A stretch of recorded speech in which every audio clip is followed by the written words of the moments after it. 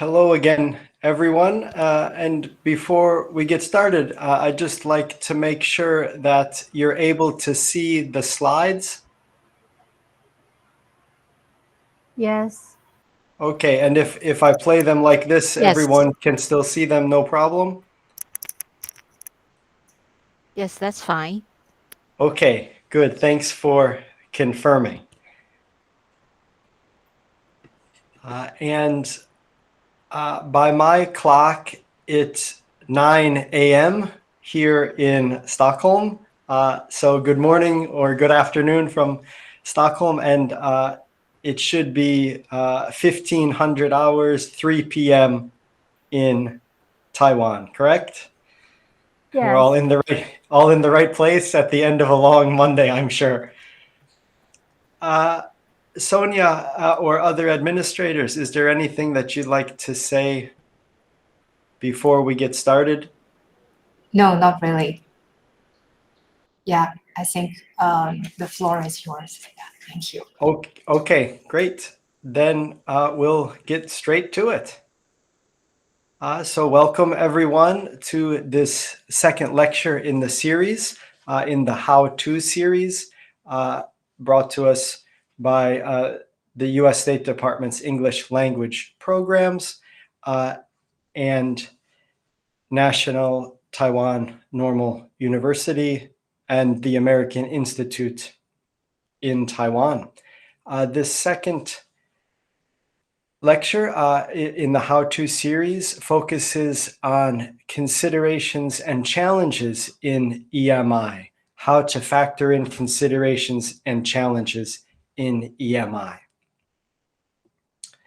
And our goals for today are to build on what we talked about in our first session, and also to identify and understand various impacting factors related to the teaching and learning within EMI.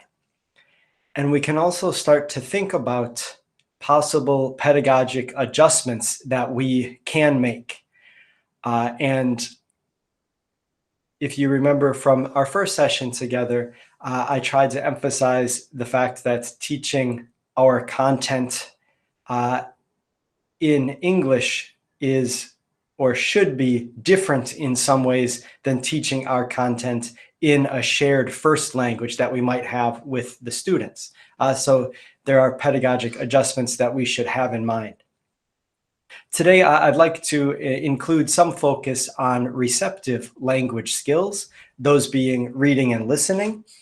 And with these pedagogic adjustments, hopefully you get some new teaching ideas that you can apply to your work, and or you can confirm that what you're doing is in line with suggestions for EMI pedagogy. When I think of considerations in terms of EMI, I think of different agents and actors involved at different levels within an institution. If you recall from our first session, we talked about different actors being the institutions themselves and the policies they set. Those actors are set within a wider society where English and other languages typically play roles, sometimes competing roles. Other agents include course coordinators, course teachers, and of course, students themselves. And many of these agents have different emotions that we need to take into account when it comes to EMI. There are also linguistic aspects, and today we'll focus specifically on receptive skills. Another important consideration is that of proficiency levels. And by that, I mean proficiency levels both of the students we're teaching and our own proficiency levels and comfort levels when it comes to teaching in English. And we should also consider various resources that we have for our own development as EMI teachers, and also resources that students have available to them in terms of support that they can get for studying in English, which might vary by university, and also from department to department within any given university. So this is a quick overview of some of the considerations that we'll be talking about today. As for the challenges, well, there are challenges both for students and teachers that we should acknowledge. We'll have challenges in selecting materials from the teacher's side. Which readings should we use? Should we pre-record videos? What images should we include in PowerPoint slides? Should we make those slides available to students? Those kinds of questions about selecting materials. And on the student side, they have to be able to decipher materials, to learn from materials. We'll talk about challenges in terms of planning and also class activities. And I put an asterisk next to the class activities, again, to remind myself and also to remind you that we might not be able to teach in the same way in EMI as we would in our first shared language with the students. So we can't just do the same thing that we would do if we were teaching in a shared first language. So those are our main topics for today. In later sessions in this How To lecture series, we'll talk more about strategies on how to limit or overcome these challenges, and also how to account for different factors when it comes to classroom teaching, to planning in our everyday work. So today, what I'd like to do is introduce these considerations and challenges and start thinking about how we can deal with them in our real teaching lives and support the learning for our students. So we might cover a few specific strategies today, but there'll definitely be more coming later in the series. We're meeting in Google Meets again, and just a reminder of the types of interactions that we can expect. There'll be some one-way output from me where I'd like to walk through and highlight some important points, but you're welcome to interrupt and ask questions. We'll be using Google Meet's poll feature, again, like we did in the first session, and those polls are anonymous. I'd also like to ask for some responses from you in the chat to get a better idea of your teaching situations. And then breakout rooms, which we didn't use in the first session, we will be using today, probably after the break, for 5 or 10 minutes to discuss some statements with colleagues. So between now and then, if you make sure you've got a functioning microphone, a stable internet connection, that'll help when we get to the breakout room session. So just want to make you aware of that.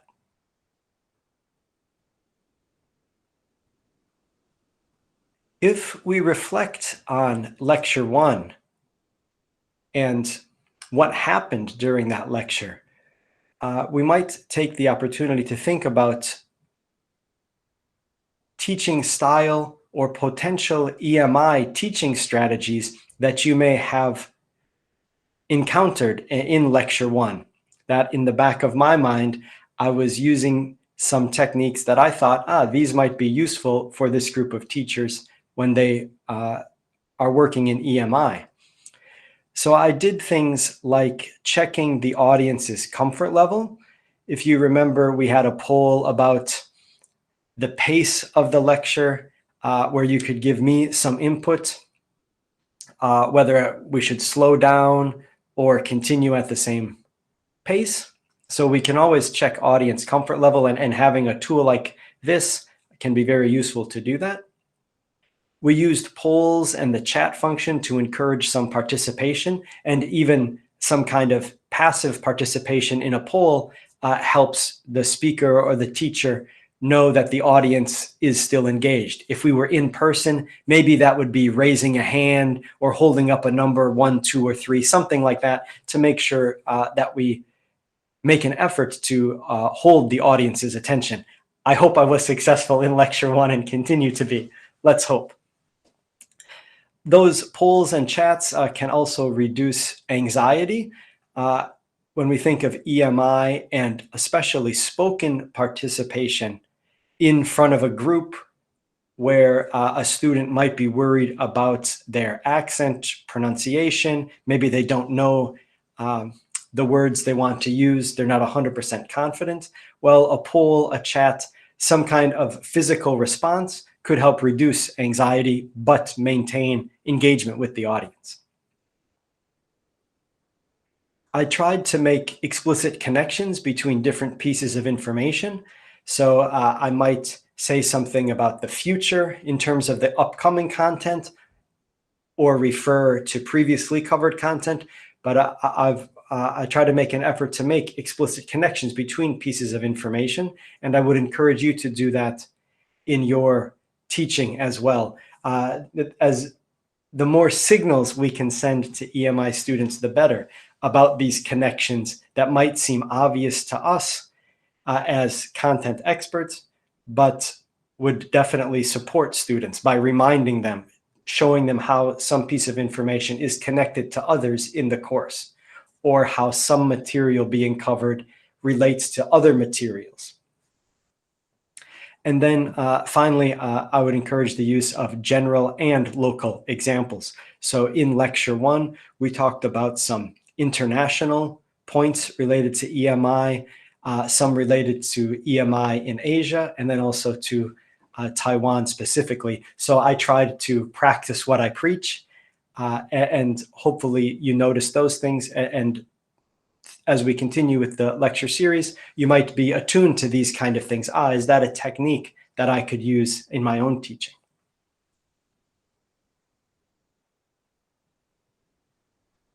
Moving on then from that reflection, last time we talked about the Common European Framework for Reference of Languages a bit. CEFR is the acronym, and it's a way of measuring proficiency.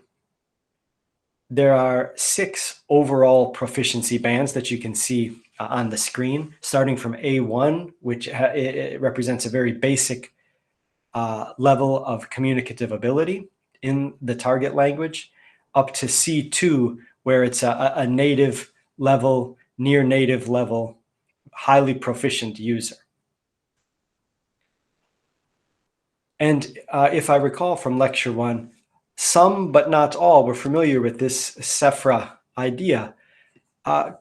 Could you remind me in the chat, are you familiar with CEFR? Have you heard of this before? And if you could just type a Y or an N, yes, Y for S, N for no, to give me an idea.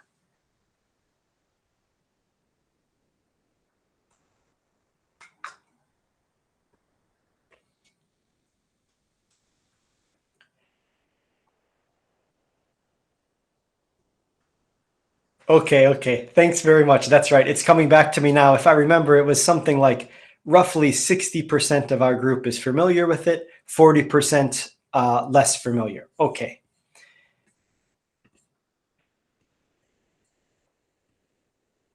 The reason I ask is because I'd like to take a look at 2 sample descriptions from CEFR. So could you take a moment and just read these 2 descriptions of different levels within CEFR? You've had a chance now to read through the samples. Let's look at the first sample together. Thinking of these 6 options from A1 up to C2. A1 being very basic, C2 being highly proficient. What do you think, which level do you think is being described in the first sample? Could you type your answer in the chat? And your answer would be A1, A2, B1, B2, C1, C2, one of those options. What's being described in the first sample, would you say?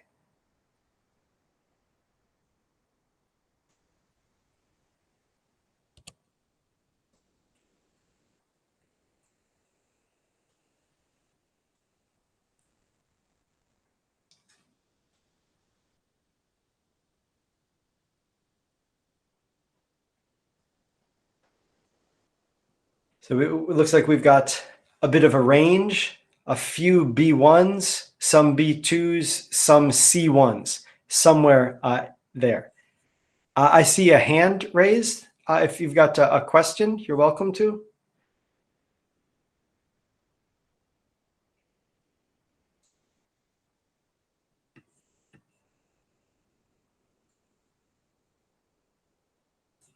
So we have some ideas for the first sample, okay? Then if we look at the second sample, we're going to do the same thing. What do you think for the second sample?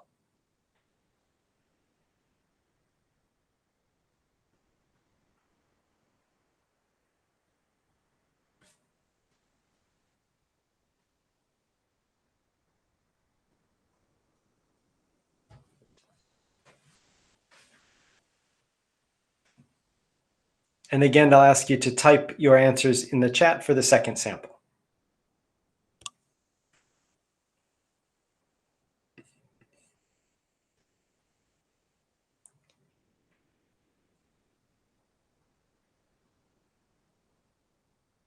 And here we get a range that seems to have shifted lower. That's good. That's good. Now we're at the around A2, B1, B2, somewhere in there.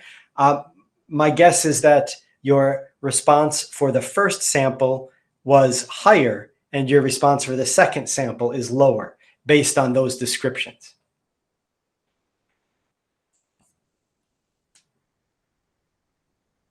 With samples, descriptions of proficiency like this, these are the kind of questions that I would consider, that I would encourage you to consider. Which CEFR levels match these descriptions? We've answered those a bit. And when you have time, maybe in a departmental workshop or university-wide workshop, you might spend some time taking a closer look at these descriptions. And I would ask questions like these. Which of these can-do statements can your students do easily? And which would they struggle with? Which of these statements are you able to support if needed? So these CEFR statements, if you noticed, they all start with the word can understand, can express, can use, can produce. And so within your departments, within your university, you might consider, do the students who come to our department to study on an EMI program, can they do these things easily already? If so, that's great. Then we can focus our energy and efforts in other ways to support them. If we say, yes, our students might struggle with one of these can-do statements, then we know we need to focus our support, our pedagogic support and resources to help students at that level.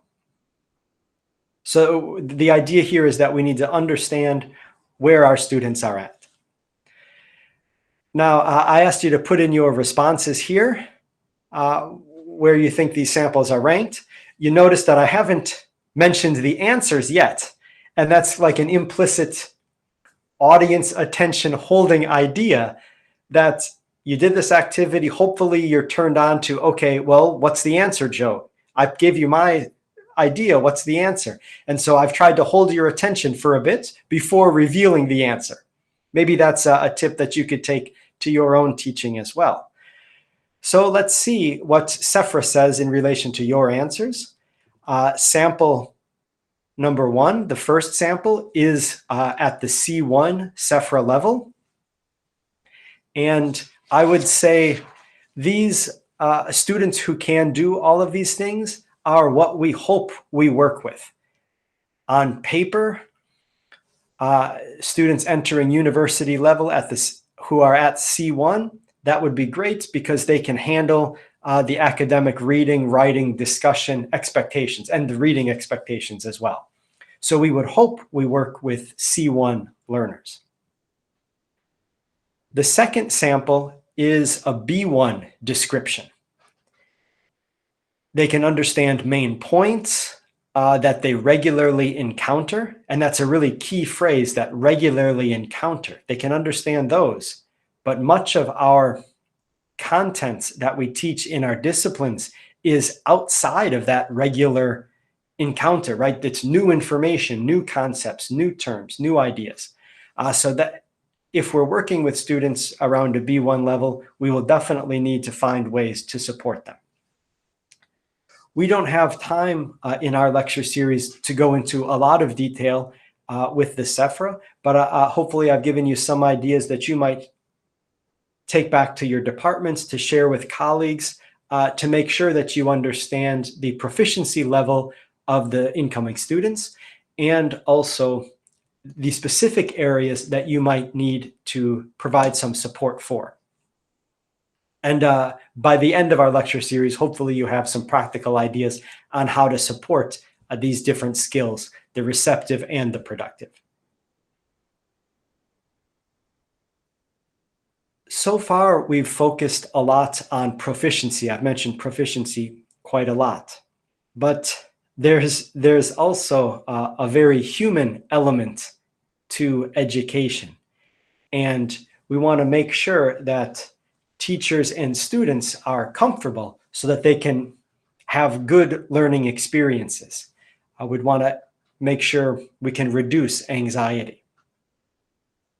So I would like to shift to talk about academic emotions for a few minutes.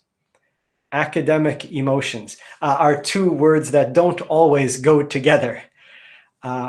And since I work in the field of teacher education, I might recognize academic emotions as being more important than someone who spends a lot of time working in their specific discipline, their academic discipline, doing research, publishing papers, and teaching, and they might not always acknowledge the emotions that are involved in the teacher-student relationship. So academic emotions apply to both teachers and students. And we could think to ourselves, what are we as teachers confident in when it comes to teaching in English? What are we anxious about? What do we feel when do we feel self-conscious?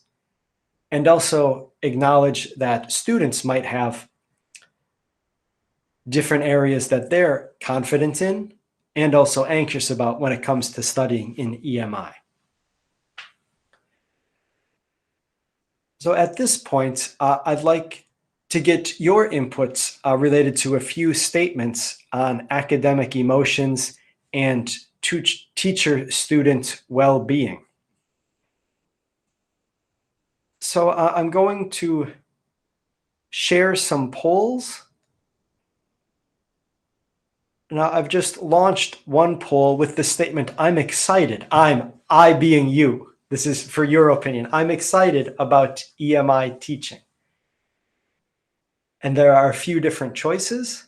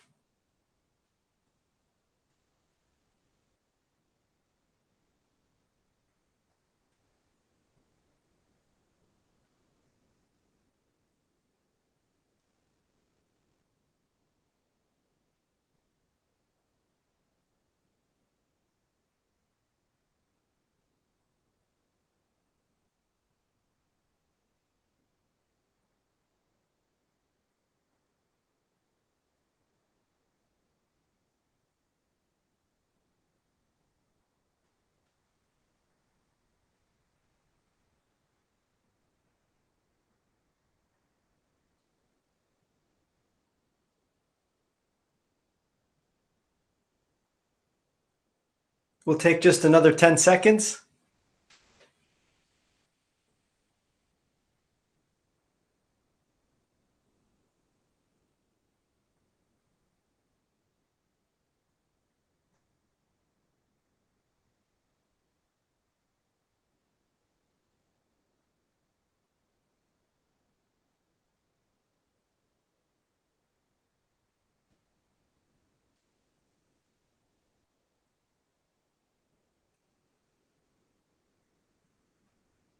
Okay, I'm going to stop the poll here so we can talk a bit about the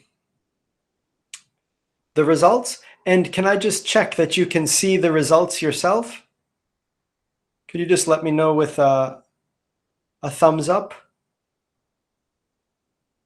Okay, good, good. Thank you, thank you. I wanted to make sure that I'm sharing the correct part of my screen.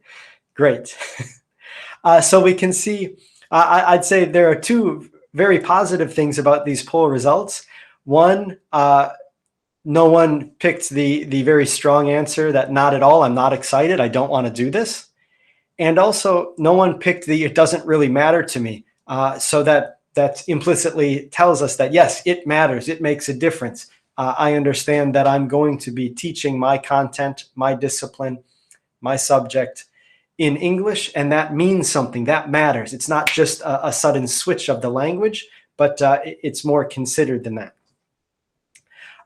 For those of you who answered with this hesitant, either very hesitant or slightly hesitant, I would encourage you to think about, reflect on what you're hesitant about in particular, and you could let me know by email or let the lecture series administrators know if there's some particular area that you can pin down that you're hesitant about. I can try to prepare some material to cover that particular area. So we could go into more detail there. Okay, so most of us are generally excited. We can, and at least all of us feel we can do it. We can do this job, even with some hesitation. Then there's a second statement, a next poll that I'd like to launch. With the statement, your agreement, I have sufficient support from my university or department to do EMI well.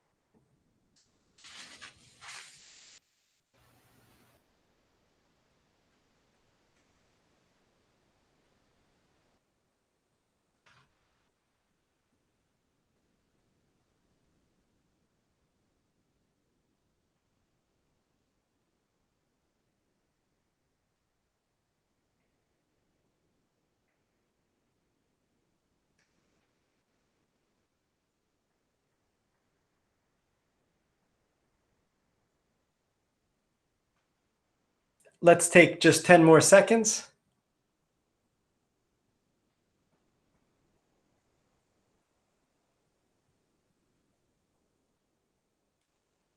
Okay, thanks for the message. I see that some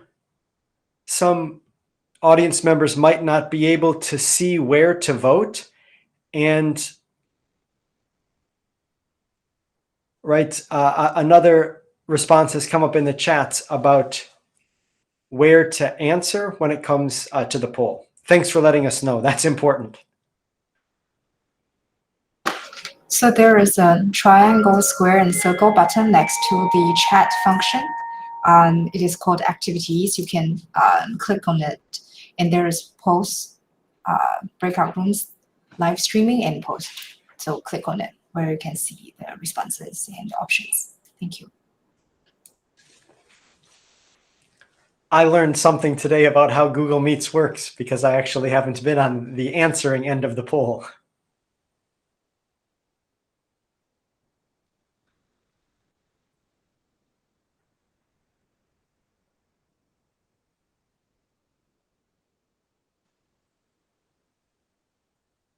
So we'll take just 10 more seconds to make sure everyone's got a chance, but there will be other polls coming up, so now everybody knows where to go.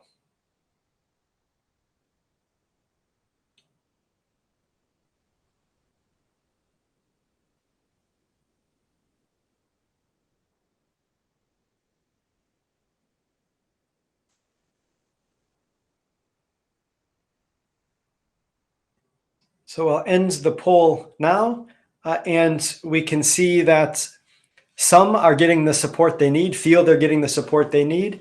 Others, maybe there's some area for improvement. So you might want to express to your department or to your institution that we want to do EMI well and we need some support.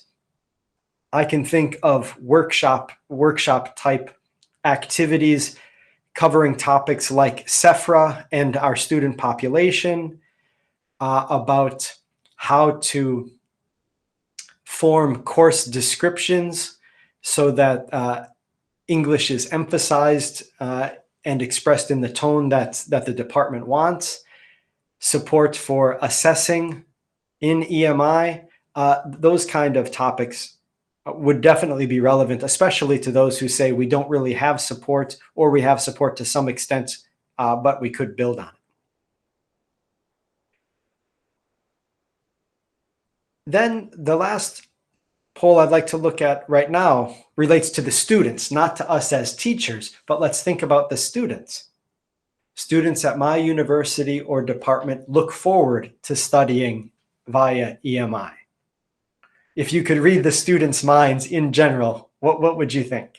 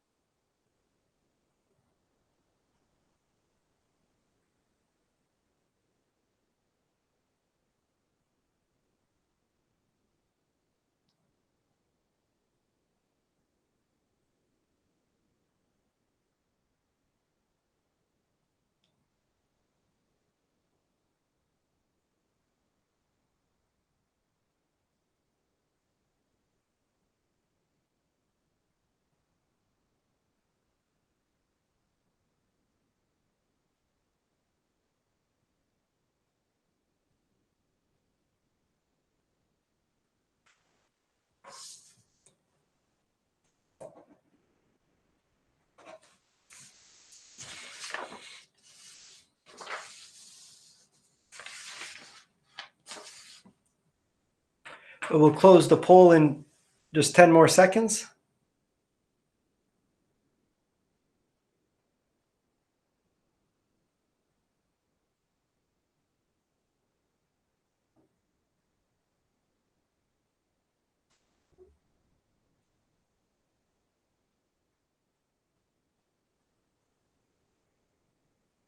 Okay, we'll end the poll there. We get a general idea from the group. So it looks like teachers, we have a hard job ahead of us if the students are probably not looking forward to studying in EMI. That's good to know that we recognize that, okay, for the majority of us, partially, probably not, and then, ooh, definitely not. So we have a lot of serious work ahead of us when we consider how we frame our materials, how we deliver our teaching and deliver our content, so that maybe after a year or two of us developing our experience as EMI teachers, maybe these numbers would increase in the positive sense. But good to be aware of, and that we think about what is the student's expectation and factor that in to what we do and how we do it. So thanks very much for sharing your views there in relation to academic emotions and both teacher and student well-being. I wanted to share an anecdote on this topic to illustrate how much emotions are tied to learning. In a session like this one, new new EMI teacher asked me, Joe, what do you think I do if I can't understand a student's English? And then you can see in the picture, that's a younger me shrugging my shoulders. So if you can imagine a situation where you're in the classroom, one of your students is asking a question or giving an opinion in English, but you as the teacher are struggling to understand what that student is saying because of accent, intonation, for whatever reason. And maybe you can imagine a situation where the teacher just says, sorry, I don't understand. Sorry, could you repeat that? Once again, please. So that there's some clear communication breakdown. The student is trying to participate, trying to express themselves in English, but at the same time, the teacher is struggling to understand. And if you think about that happening in front of a room of 20 students, 50 students, 100 students, all peers, well, this could be a potentially awkward situation in an EMI class. The student is participating, doing what we'd hope they do, but they're not able to get their message across. So now the teacher might think, oh, the student has not such good speaking skills. But the student might think, oh, my teacher has not such good listening skills. So what are we going to do here? And so there will obviously be emotions attached to both participants and then to the audience as well. The other students who are watching this might think, ooh, should I participate? Now I'm worried about my own participation. What's going to happen? Is it going to lead to this kind of exchange? So my advice in this particular kind of situation would be that the teacher asks once for the student to repeat, and then that the teacher uses what parts of the student's response they do understand to try to paraphrase it back to the student. So the teacher might say, oh, okay, I see you mentioned this and this. So does that mean? And then the teacher gives the student a paraphrase of their response. And the student then can say, yeah, you're partially right. It's this, but then some new information. And so the teacher and student could go back and forth a bit like that, where the teacher takes something in and checks with the student that they understand it correctly. Let me just see, I understand you correct. You said this and this, okay. So that's some way to make some progress in the understanding instead of just saying, sorry, could you repeat that? I don't understand what you mean. If that particular strategy doesn't work and it's still hard to make progress, then the teacher might say, why don't you ask me at the break? And then I'll share my response with everyone. Because at the break or after class or send it to me via email, we could ask the student to write the question or their opinion down or write down a few key words. Because we being our audience here, we can all agree that the written form of the language doesn't have so much variation. The written form of the language doesn't have so much variation. But when we speak, there are lots of different intonation patterns, lots of different accents. But if we ask someone to write it down, okay, well, then it becomes clearer. So you can see in all of these instances that can just pop up during an EMI class, the teacher suddenly has to deal with them, and there are some emotional, affective consequences. On that topic of academic emotions then, before we talk about teaching or language proficiency, it's important to recognize that these pedagogic elements happen within a broader context, and that especially in a second language, emotions are involved. So if we look at these different types of emotions, we should ask ourselves, when will students feel like this in your EMI classes? Sometimes happy, sometimes calm, hopefully, glad, but also sometimes worried, maybe sleepy if your students are anything like mine. They might be angry or disappointed. So we need to acknowledge that. I remembered that my 5-year-old son had drawn me some pictures representing different emotions, and these are hanging in my office right now, right? We can be happy, just satisfied, indifferent in the middle, and then maybe upset towards the bottom. And so I look at those every day and think, yep, okay, let's try to stay towards the top of this little chart. Academic emotions is an area of research, and some authors have listed the following 8 emotions in terms of academic emotions, in their definition of academic emotions. Enjoyment, hope, pride, relief, anger, anxiety, hopelessness, shame, and boredom. And what immediately jumps out to me here is that 5 of these are related to some kind of negative feeling: anger, anxiety, hopelessness. Only 3, enjoyment, hope, pride, suggest some kind of positive emotion. And relief, I would say relief, it's positive, but relief only comes after some kind of feeling of anxiety.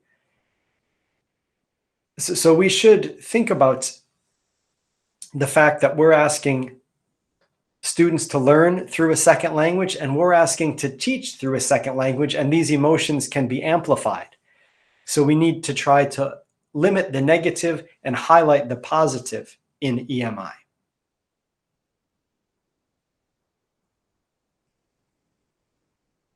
From the student's perspective, according to research, students have expressed concerns about understanding and learning content in their discipline, falling behind in terms of the pace of a course, their preparedness, both being prepared for class on a daily basis, but also being prepared for their future in terms of employability. In other words, if I've studied in English, maybe I have not studied enough content because the pace of the course might be slower because it's not in my first language. That's what I mean by future here. Students might be worried about being identified as weak proficiency. They might be shy and feel some sense of competition with other students, not in terms of learning the content, but in terms of being the best English speaker or showing that they have a strong English ability. You can see at the top, I've got a poll question for you. What do you think is students' biggest concern?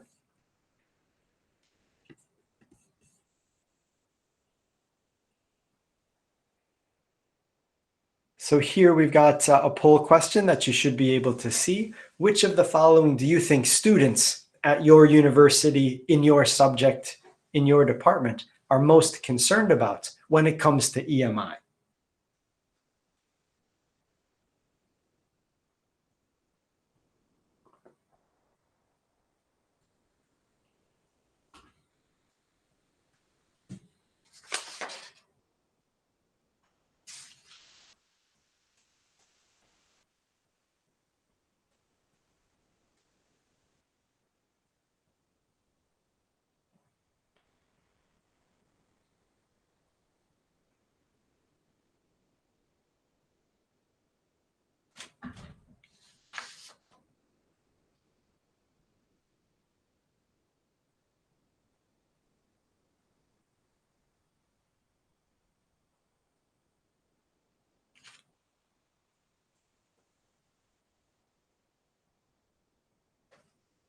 Let's take just another 10 seconds with this one.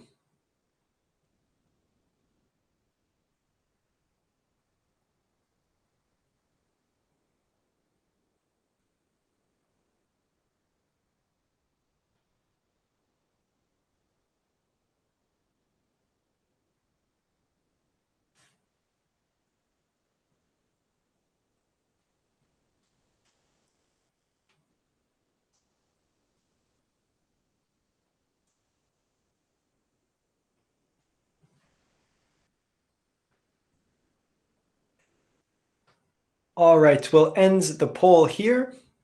And as you can see, it seems like the big concerns are both understanding and learning, and also worried about weak proficiency. So if I quickly interpret those results, that there are concerns from students on both the content side, understanding and learning, and then worried about their proficiency and their performance in the class when it comes to the 4 skills in English.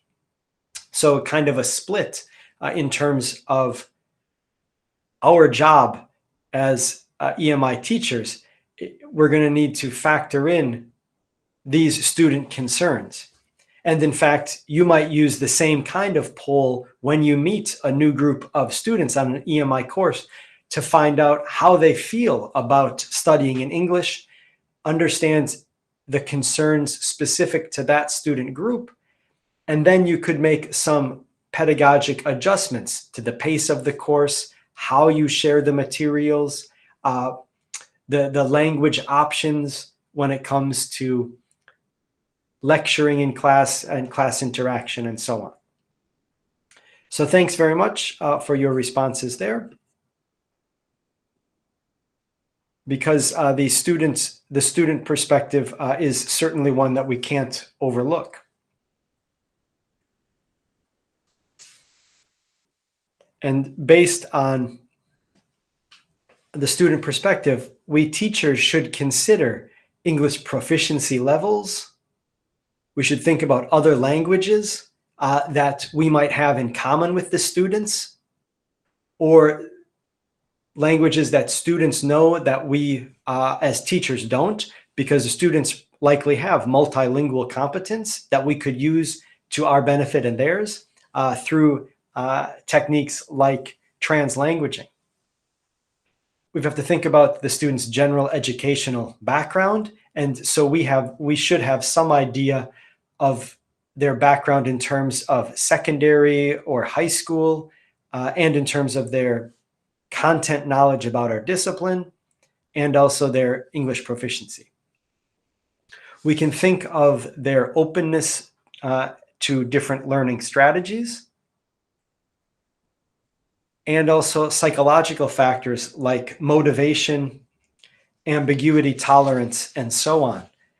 And if you're not familiar with the idea of ambiguity tolerance, it relates to the idea that some people really have to know everything in great detail and feel that they 100% understand something before they feel comfortable with it. Whereas others might be more comfortable with a general idea, like, yes, I get the gist of this, I get the gist of this, and I don't need to know all of the specific details to feel comfortable. And if we think of teaching and learning in a second language or an additional language, well, if someone has very low ambiguity tolerance, where they need to know every detail, and that means when it comes to reading in English, for instance, they might look up every single new word in a dictionary, which is good for their vocabulary development, but might be very slow in terms of their pace of covering the material we want them to cover. And they might be so bogged down in details that they struggle to make progress. Whereas someone with lower ambiguity tolerance might say, okay, I get the gist, let's move on. So it's good for us as teachers to be aware of those factors and how they relate to EMI.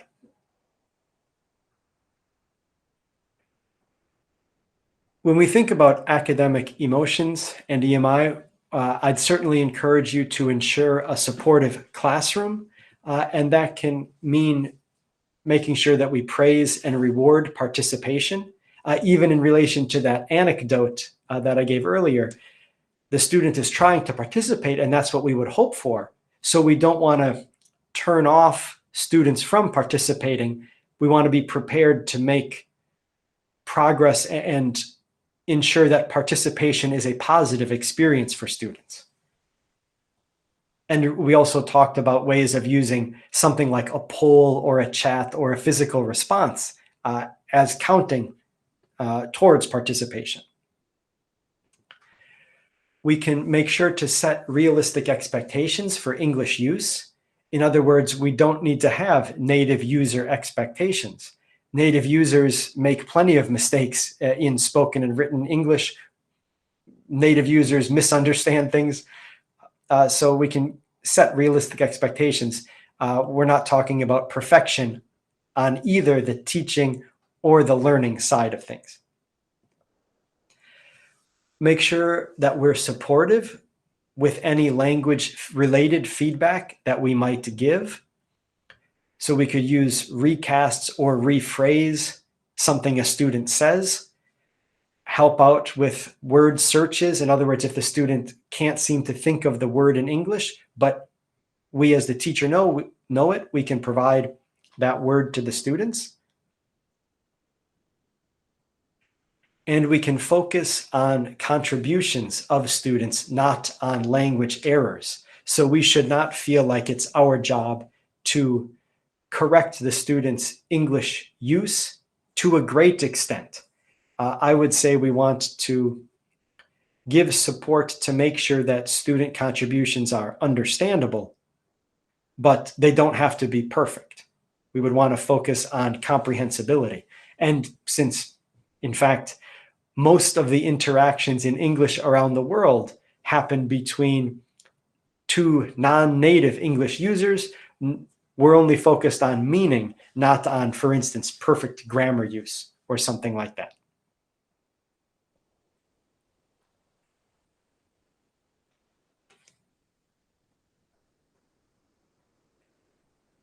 Before we take a break, I'd like to talk about a few overall strategies for EMI. And I introduce these in the interest of offsetting the kind of challenges that we might face. So I use the phrase overall strategies in the sense that these are things we should always have in mind, regardless of what we are planning, whether we're thinking about materials or activities in the class, lectures, exams, and so on. We want to make sure that we can increase the clarity, achievability of what we want to teach, and at the same time, reduce student anxiety. So here are 7 important ideas. 1, we can set explicit expectations for assignments, exams, and so on. We want to make sure the students know what we expect. Related to that is number 2, give clear instructions. And that includes repeating important points in instructions, rephrasing things, because if I give it one sentence of instructions, I might not be confident that everyone in the room understands instructions the way I express them. So then I might paraphrase instruction 1 and then a signal. In other words, blah, blah, blah. Or that is to say, and then a rephrasing of the same idea.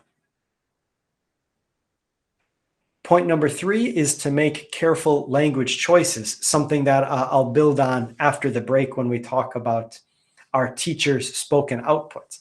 For instance, we could limit idioms that we might know and feel comfortable with, or slang terms, but that we can't guarantee the whole group that we're with, the whole student group, will understand the same. So we need to make careful language choices.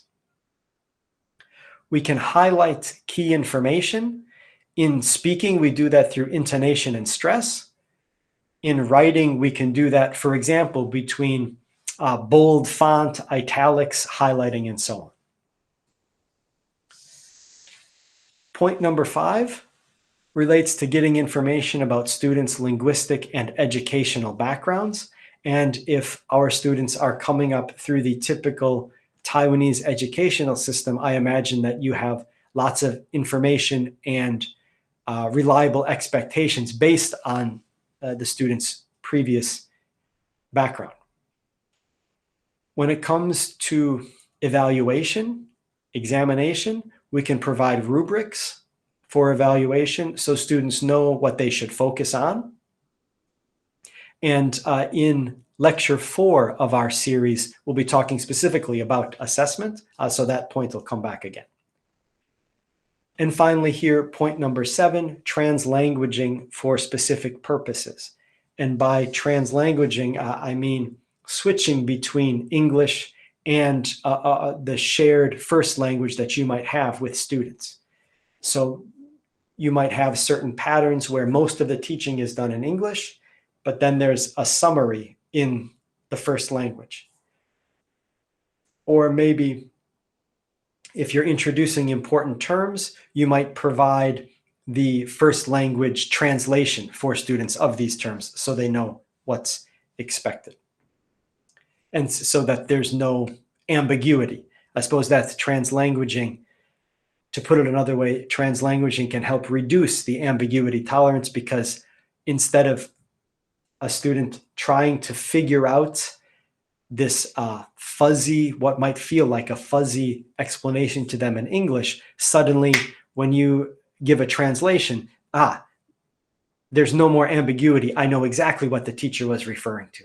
So you might think as the teacher that I have to use English at least sometime or most of the time in my teaching, but there might be sometimes when this translanguaging can cut through the confusion for students. And so we can use that as an effective tool in our teaching.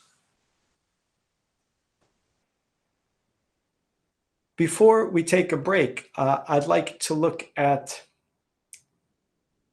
this point about understanding students' current background and linguistic ability. So we might apply these strategies at different times when we think about individual teaching moments, sessions, before, during, and after, but also throughout the term.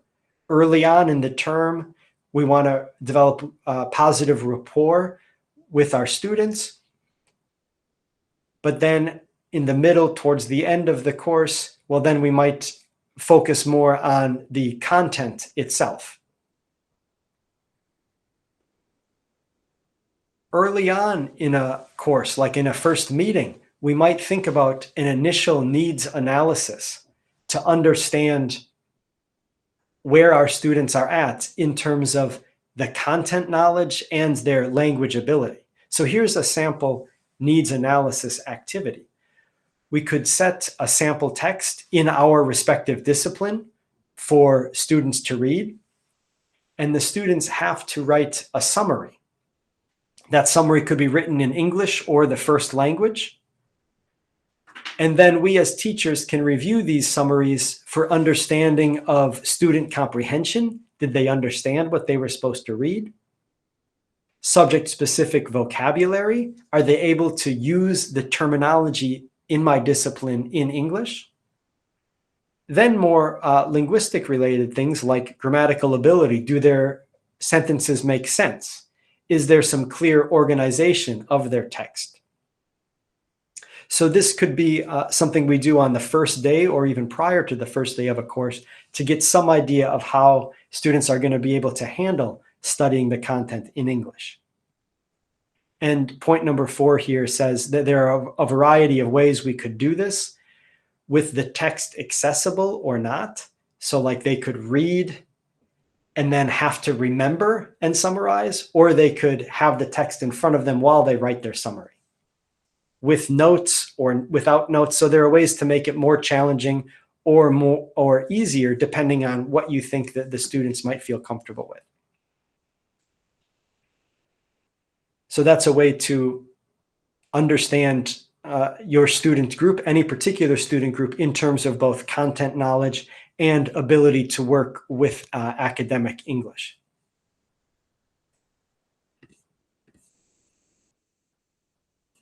Before we take a break, I'd like to ask about the pace of this session so far.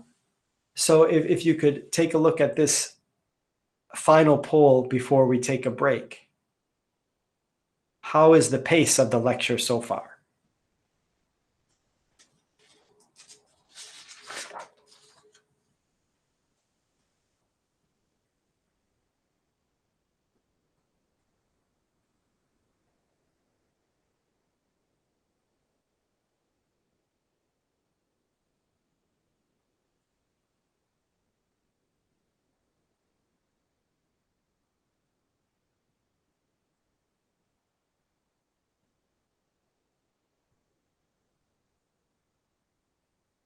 Just another 10 seconds, please.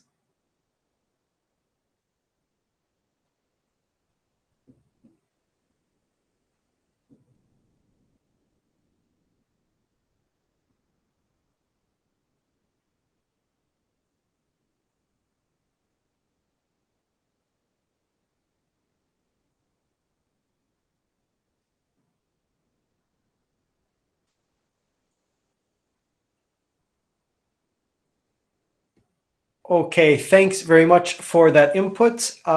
When we come back from the break, just a reminder that we'll be going to breakout rooms. So if during the break you want to make sure you've got a microphone, a stable internet connection, we'll be spending 5 or 8 minutes discussing some topics with others in the audience.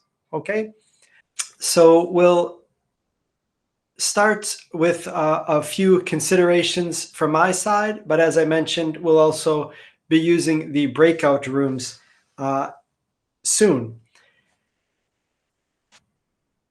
And we want to move on from talking about different considerations to, in the second half of the lecture, think about possible challenges in EMI. And those challenges can relate to policies, can relate to teachers and teaching, as well as to students and learning, and other areas as well. A few challenges that have been expressed in the literature are teacher concerns here about spontaneous English use and the teacher's own proficiency, about using terminology in the teacher's respective subject in English, concerns about simplifying complex ideas within your respective discipline to the student's English proficiency level. So taking challenging, important ideas and simplifying them, for example, to a B1 CEFR level. Well, that can be a challenge for teachers, especially given time pressures and making sure that the content of a course gets covered sufficiently. Some teachers say that they're being forced to teach in English, and they might be doing so even though it's not their own decision. And the teachers also think it can be challenging to encourage participation in EMI. And you see one of these authors, Ye 2012, that has an asterisk by it because that's written specifically about English medium instruction in Taiwanese universities. Now that paper's over 10 years old, so maybe the concerns are a bit different than what that author expressed. In a more recent review of EMI in Taiwan, another scholar mentions the teachers' increased workload, teachers' concerns about ensuring learning, finding appropriate materials that are pitched at the student's level that they can handle, and then also engaging students in the teaching. And as we saw in our earlier poll, if many of us answer that students are partially or probably not excited about studying in EMI, then we need to make that a priority to engage students with our content. These challenges that are specific, many of them specifically mentioned in relation to Taiwan, really reflect challenges in the literature more internationally. And that's what's listed in bullet points on this slide. From international perspectives, some teachers feel that teaching in English can create a threat to their teacher identity, to their sense of authority, to their expertise. In other words, they might feel like they're not seen as experts in their field when they're teaching in English, whereas if they were using their first language, then they would feel more of a sense of authority. To the second bullet point, teachers might feel a challenge explaining things in English. They might be frustrated by a need for new routines in terms of planning their materials, planning their courses, and delivering and assessing their courses. There might be the need for some new routines. There are concerns about student proficiency level. What do I do if I'm teaching students who are at a B1 level or even lower in English? What am I supposed to do then? Another comment related to student proficiency would be what to do in a mixed abilities class where some students are near native users of English and others are intermediate users. How can I, as a teacher, address this range of English proficiency in my class? That can be a concern. Shy students, the difference between assessing content knowledge and language ability. It can be challenging to develop good rapport and relationships between a student and teacher. How can we make jokes or how can we be personable in an additional language? That can be a challenge. And then the final point here, class sizes don't always allow for sufficient student support. Maybe I, as the teacher, recognize my students in this particular group need support with their academic English, but the class is just too big to do that efficiently. So these are some of the international challenges that are expressed in the literature. This is what I hope we can discuss for a few minutes in breakout rooms. So could I ask you to take a photo of this slide, either a screenshot or a photo with your phone, so that you've got this slide available to you when we move to the breakout rooms?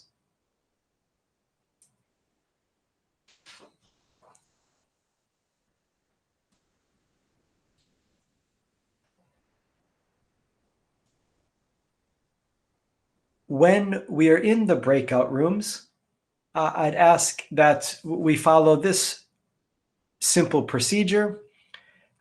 You'll be in a breakout room with 2 or 3 other audience members. So if you don't know each other, a quick introduction, name, school, and what subject you teach. Then we want to discuss these different challenges. And in particular, which ones do you think resonate with you? Do you agree with that these are challenges for you personally, or do you think they're not so relevant to you? So we discuss those different options, and then I'd ask that one person be ready to type in the chat after the discussion. Maybe you'll type, this is the concern we talked about the most, or this one we feel is not so concerning for our group. And we'll be in the breakout rooms for about 5 or 7 minutes to discuss. You can also choose which language to use in the breakout room. Of course, you'll have to make sure that you have a shared language. I would encourage you to talk about this in English just for your own development and just to practice talking about academic subjects in English. But of course, you can decide amongst yourselves on the language use in the breakout room. Does that sound okay to everyone?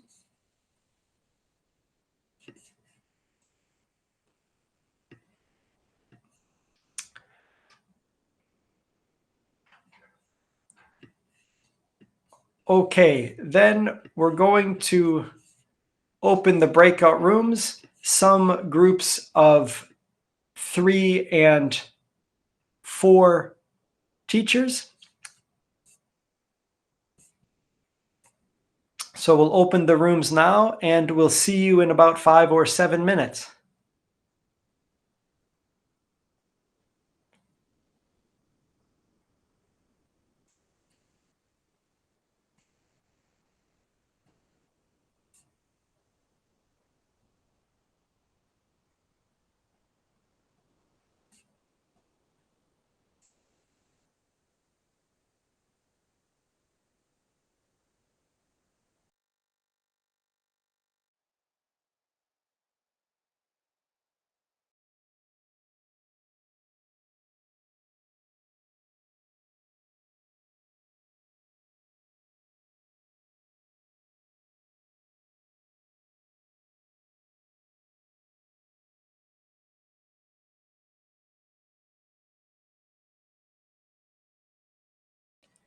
And it looks like many of you have started with the breakout rooms. Just a reminder to go into your assigned breakout room. And if you need help doing that, please let us know.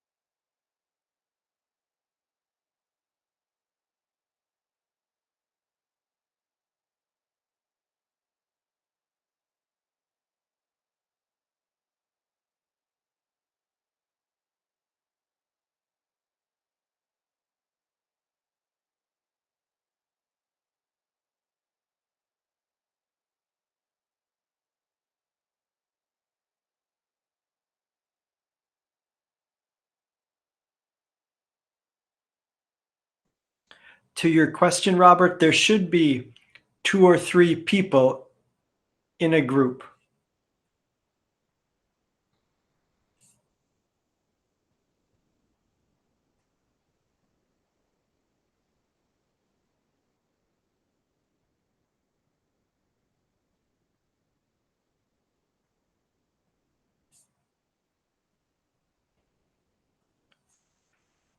If there are any lecture administrators, anyone from the administration team here, maybe if you have access to the breakout rooms, you could help organize or remind people to join the groups.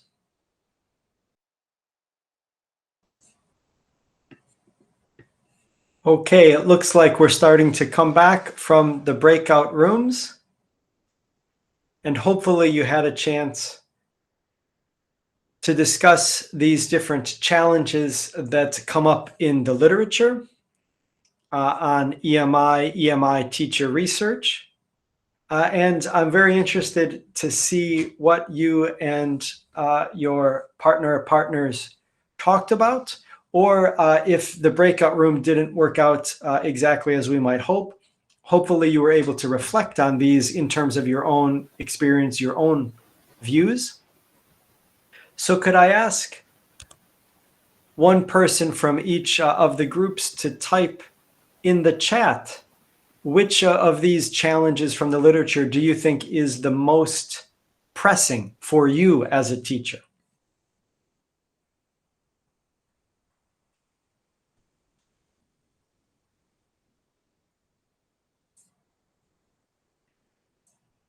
Which of these concerns do you find will be most applicable to your own personal situation?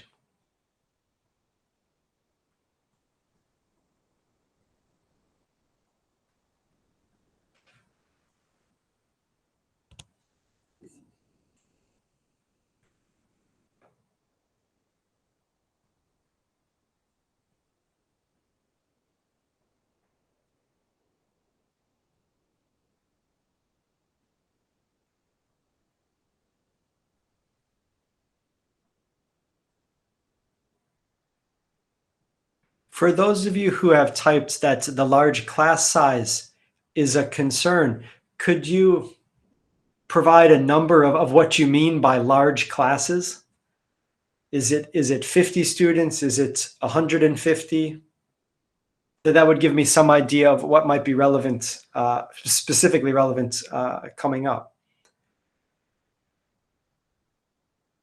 And of course, that differs by discipline. And we're talking the natural sciences or social sciences, introductory level compared to more advanced courses.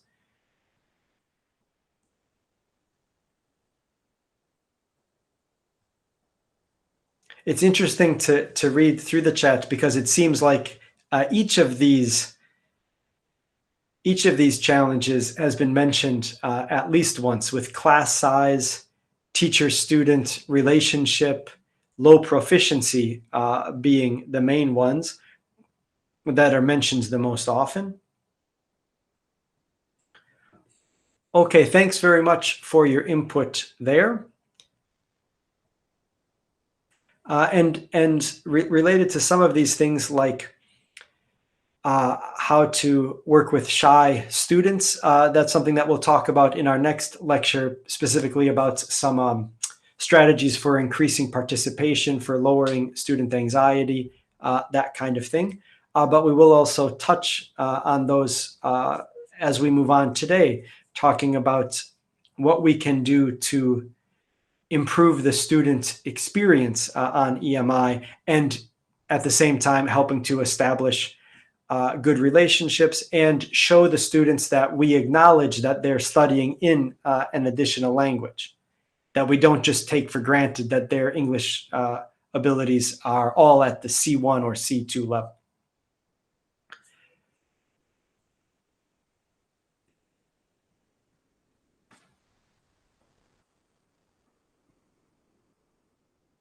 So we took a look at those challenges. And when it comes to the teacher and student relation, well, one challenge can be the teacher's varied role in EMI. The teacher has to do a few different things. Of course, we have to be the content expert in our discipline, and that's something that many of us are probably very comfortable doing. We've studied, we've researched, we've taught in our disciplines. So we can be the content expert.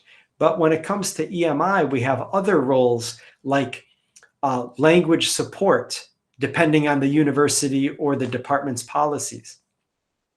We might have to be a motivator when it comes to English and show our students why studying this subject in English is important and can contribute to their futures.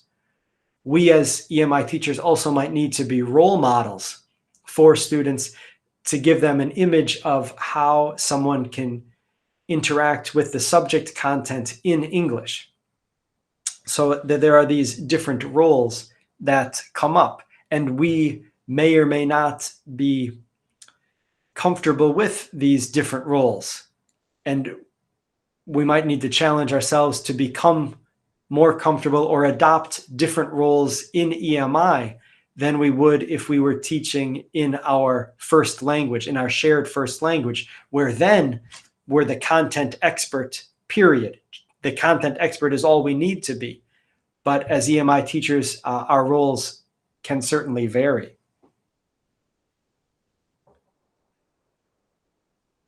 When we think of a teacher's responsibility, well, this can relate to new routines, making sure that we take care of different responsibilities in EMI. We need to plan the course according to both student needs and curriculum goals and objectives. By student needs there, I mean specifically their English proficiency needs, something that we don't have to consider when we're planning our courses in a shared first language. So we need to remember that needs and/or goals can be related to content and language. You might go back to your courses, to your departments, and revisit the course descriptions or the language used to describe your courses. What kind of emphasis is there on learning the content? And is there any emphasis on the language or English use? Teachers also need to give authentic assignments and assessments so that the connection between content and English is established and is highlighted, so students know why English is being used as the medium of instruction, and they can also see themselves using English in their respective disciplines in the future for future job prospects. And finally, as EMI teachers, we should prepare and reflect and reflect continuously on the contents that we include, on our own delivery of the material, on the pace, on student learning. And of course, student groups will likely vary from term to term more in EMI than in a shared L1 instruction. So earlier I mentioned an initial needs analysis activity. That can be very useful to do, to incorporate in your planning the first day or prior to the first day in preparation for each group that you meet. This prepare and reflect continuously also relates to using some kind of polls or checking in with students in terms of their progress in terms of the content material. When we think of the teacher's role and responsibility, I'd like to highlight the idea of pedagogic competences in EMI. In other words, what are we expected to do? And one thing that's important is linguistic pedagogy. In other words, how you use language to guide learners, express ideas, and so on. And we need to acknowledge that we'll be doing this in a second or additional language.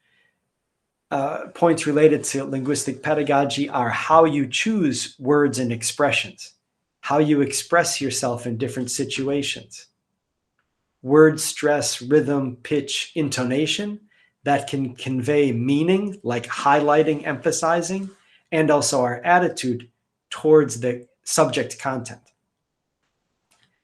And another part of linguistic pedagogy is organizational structure through signposting. And signposting means giving listeners organizational cues, like today I'll talk about 3 points. The first point is, now let's move on. Finally, those kind of keywords that help a listener understand the structure of speech can be very important. We can repeat and signal key concepts as well using our word choice.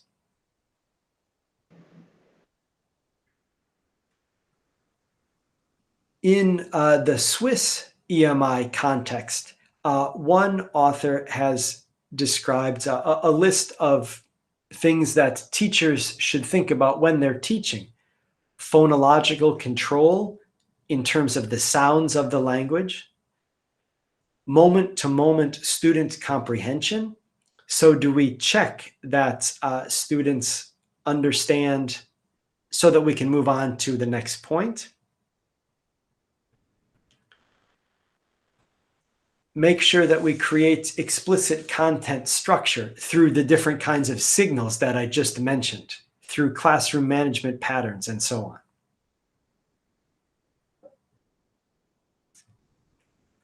We can do consolidation activities, like give students quizzes at the beginning or end of a session so that we can follow how much they're understanding.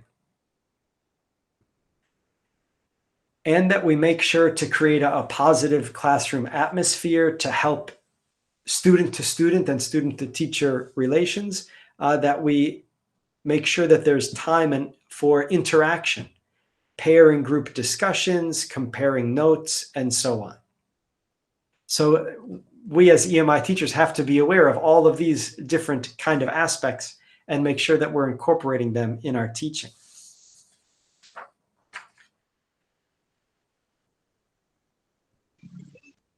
In lecture number 1, 2 weeks ago, there was a question about speed compared to depth of coverage of the content material.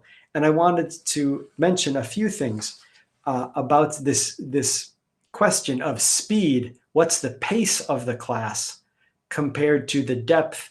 How much in detail can we go into the material?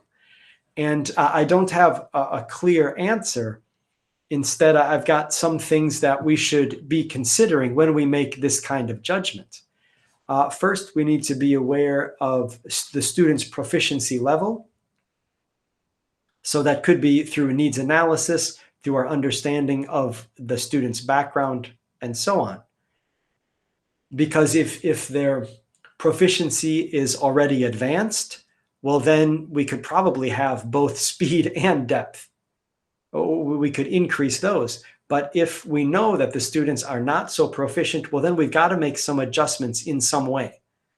We can't probably have the speed and depth that we'd like with if the students were learning or we were teaching in our first language. We'd also need to be aware of support mechanisms, support from the teacher, support from other students.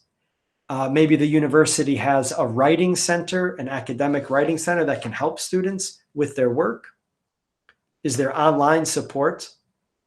Because if there is, well, then maybe as the teacher, I would think, okay, I can go a little bit faster in terms of pace. We can go into more detail in terms of depth of coverage because we have these support mechanisms. And I can point students to these support mechanisms. If we don't have those support mechanisms, then I might need to slow down or not go into as much detail because I can't count on this external support for the students. And a final point here relates to expectations that we put on students, in-class and out-of-class expectations. If we want to have a fast-paced course and a course that goes into great detail, well, then we might need to have very high out-of-class expectations in terms of amount of reading. Maybe we pre-record videos, lecture videos that we expect students to watch and rewatch. Those would be out-of-class expectations. Then when we think of in-class expectations, that might be group work, participation, active participation. Is it in English? That might make the pace slower if it's in English. If we let them participate in our shared first language, well, then that might mean the pace could increase. So these are the kind of things that I would encourage everyone to think about in relation to that question of pace or speed, and then depth of coverage of the content material.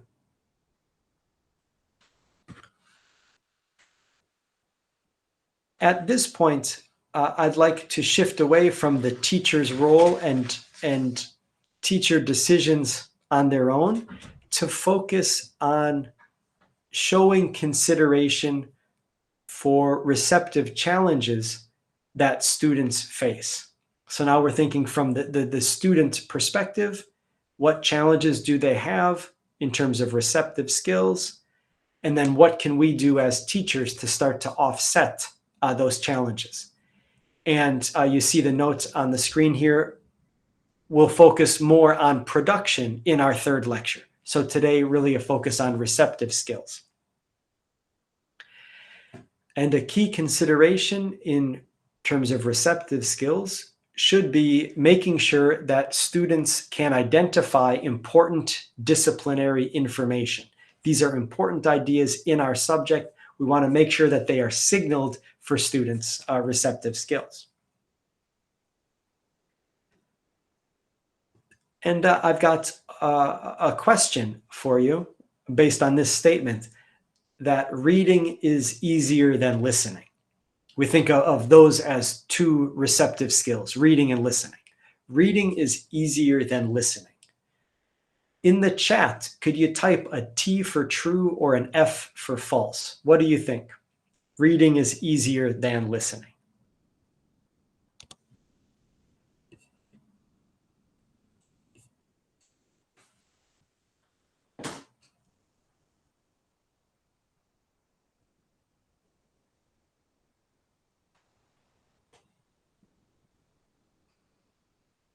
The safe answer, it depends, indeed.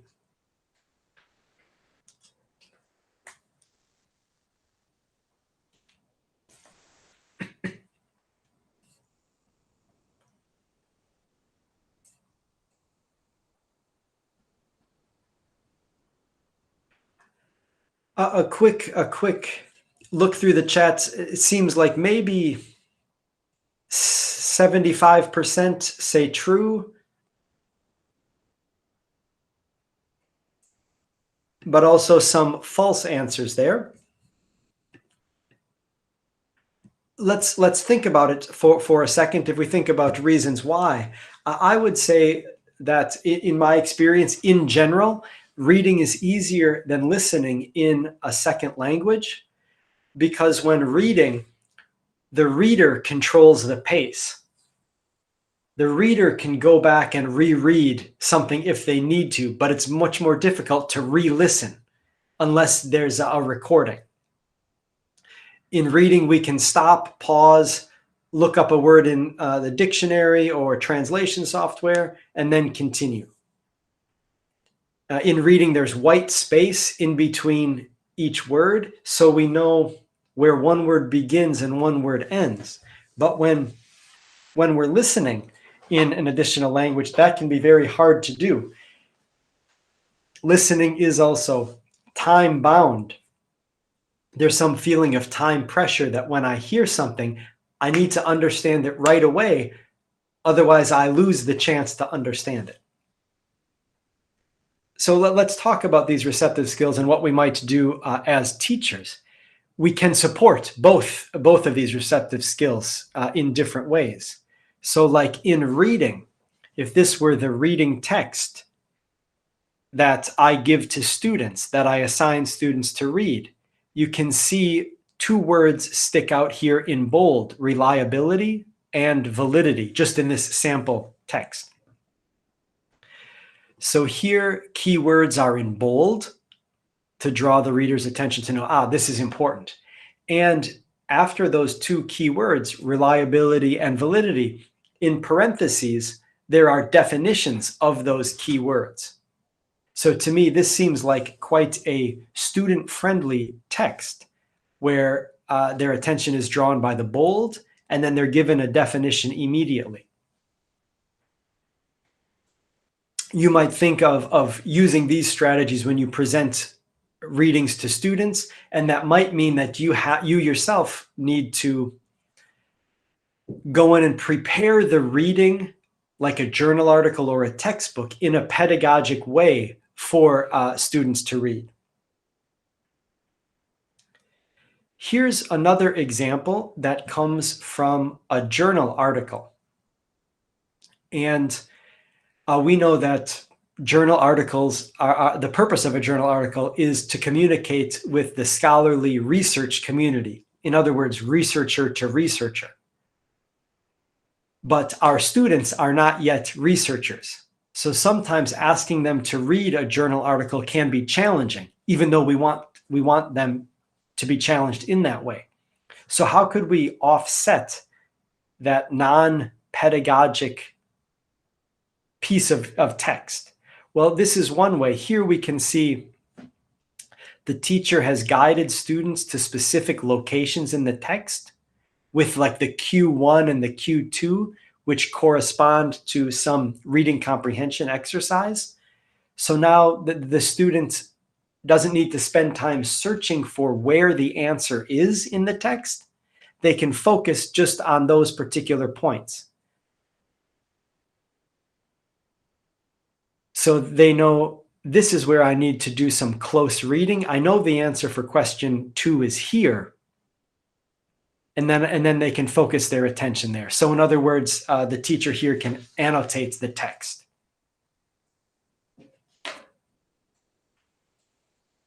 Another thing teachers can do in terms of reading is to understand the text complexity of what they're asking students to read.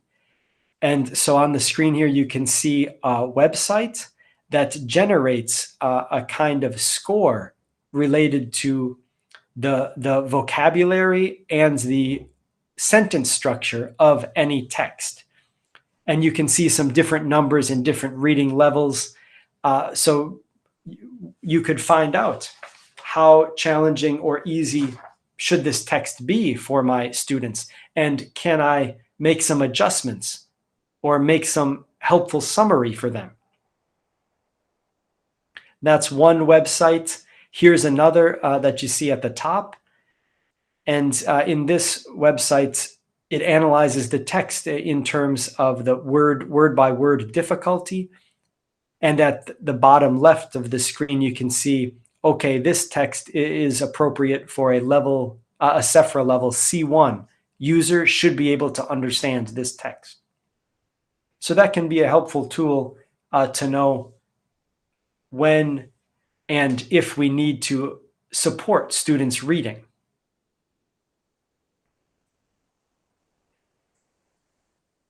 If we move on to listening, the other receptive skill, and think about listening and teacher speaking, we've got to remember that a single teacher is operating in a second language, and they're attempting to transmit information to an audience with wide-ranging second language proficiencies, subject background knowledge, and general educational experiences.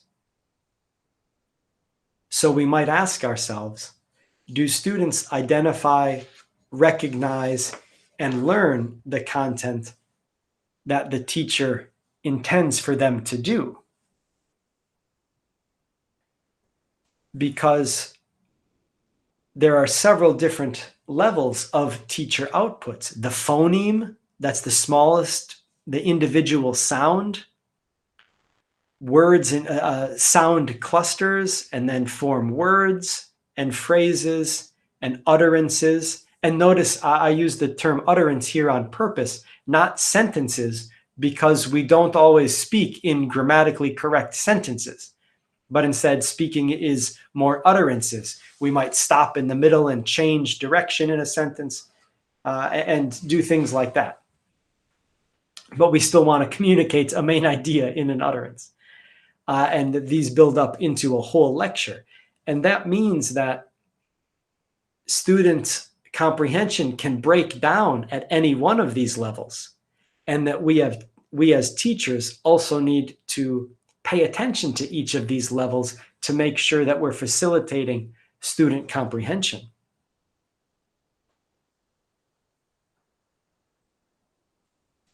When it comes to listening challenges reported by students, they say things like, I should not forget to mention that these are EMI students, and this is from EMI literature. So these are students who are studying in English medium instruction with English as an additional language. So they say that when they're listening to their teachers, rate of speech, the teacher could be speaking too fast, that could be a problem. Inability to parse the speech stream, and by parse, I mean recognizing where one word begins and one word ends. It's easy to do in reading. It's much more challenging to do when listening. There's the ephemeral nature of listening. In other words, we only get one chance to listen, and then we have to focus on the next word or the next point.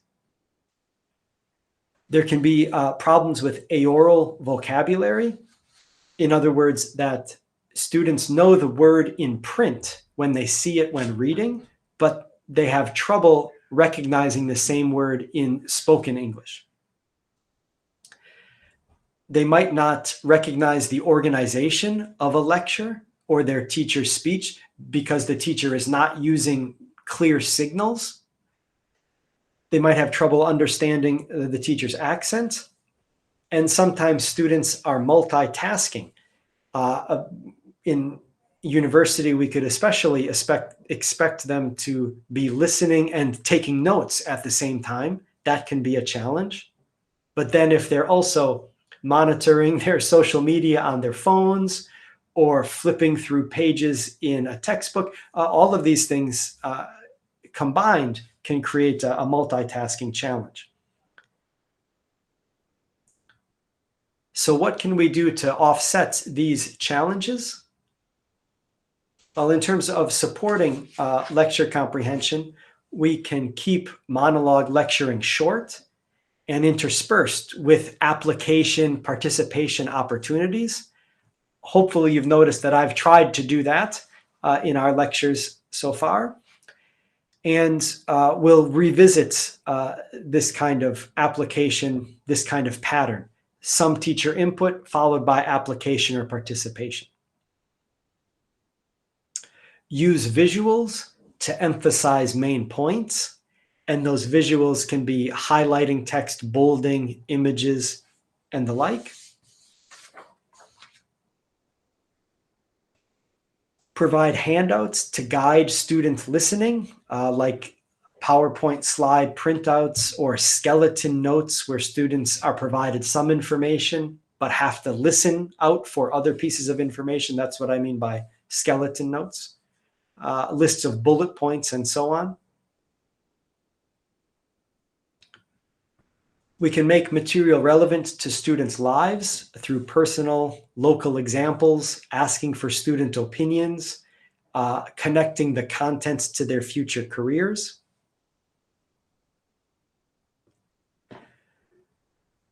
We definitely should engage social strategies like study groups and pair work for different tasks, support review, for instance, giving students 5 minutes to compare their notes with a neighbor during a lecture, pausing to give them that time to digest. We can get feedback from students in terms of comprehension checks, like the polls, how is the pace going? We'd understand how much students need to review. For instance, if we understand in this session, okay, students are not really following this particular point, then we already know when we start the next section, we should definitely review that point. We should not count on any single learning opportunity to deliver the information that we want. And finally, we as teachers can monitor our own input, making sure that we speak at an appropriate rate of speech, that we are careful with the words and phrases that we select when we're teaching, that we use very clear signals and signposting in our teaching, that our output matches any visuals that we use. So if there's a PowerPoint slide up, then I make sure that that's what I'm talking about, so that's the oral message that I'm speaking and the visual message that I'm showing match, and that the students are not confused by that combination, but instead that we take advantage of the reinforcement opportunity. So as we start to wind down here, when we think of considerations and challenges, I would encourage you to make students comfortable as much as possible. For example, don't stare at your screen or the slides, but use them for support, especially since this is EMI. Don't just read from a script. That might turn students off. They'd lose their attention. Talk directly to students. Use eye contact. Use body language when delivering your material. Be comfortable moving within the classroom space. Earlier, the point came up, the point about positive teacher-student relationships came up. Well, one way to establish a relationship is moving around the classroom space, making sure students know that you, the teacher, is comfortable. And there's no need to be perfect in terms of your own English use. Just self-correct if you notice a mistake that you've made. And if you don't notice the mistake, just continue, of course. But move on if you just self-correct and move on. We should not have expectations of being perfect. Not for us as teachers and not for students either. So we're winding down here. We've talked about different considerations. Different agents and actors involved, the emotional and the linguistic elements of EMI. We've talked about proficiency levels and the importance of understanding the resources that are available to us as teachers and to our students as well. We've talked about challenges from both sides in terms of student and teacher experiences. We'll talk more about strategies for selecting materials, planning, and activities when we meet next time. And our next time, speaking of that, is how to implement strategies for EMI. So that'll be a session with lots of practical examples. We talked about a few practical ideas today. Next time, we'll definitely be emphasizing those a bit more. In the slide set that you'll receive from the organizers, there's a list of references that you might want to look into. And there's also an activity about teachers' language use and language functions. So on the left are different functions of language, like things we do when we're teaching. And on the right side, there are some English phrases that can be used. So you could try to match those up as an individual exercise. And I won't show it now, but the next slide is the answer. So you could try this out on your own and then take a look at the answers and see how you're doing.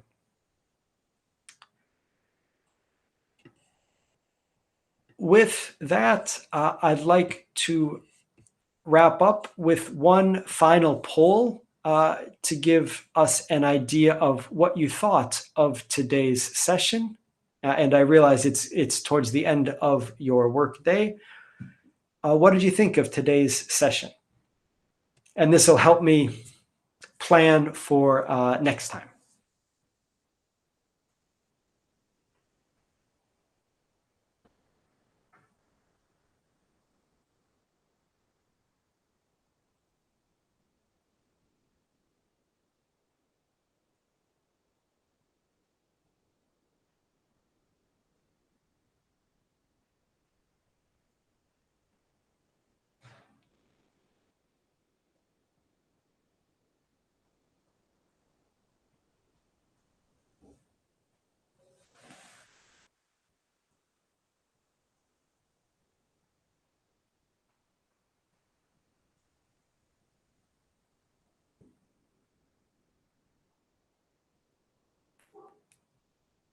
Okay, if you'd like to continue to answer the poll, no problem.